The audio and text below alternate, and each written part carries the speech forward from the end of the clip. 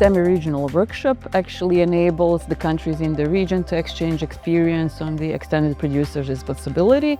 We would like to have common ideas and approaches to the solutions, to involve more inhabitants, to exchange on the different case studies, on experiences, and to enhance the circular economy in the region.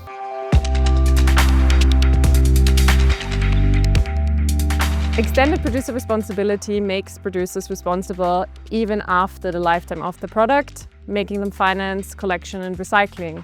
But it can also have upstream effects like eco-design.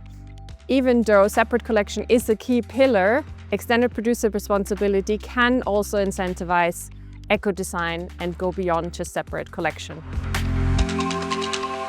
I'm pleased to be here as a representative of Ministry of Environmental Protection of Republic of Serbia and participate workshop organized by EU4Green.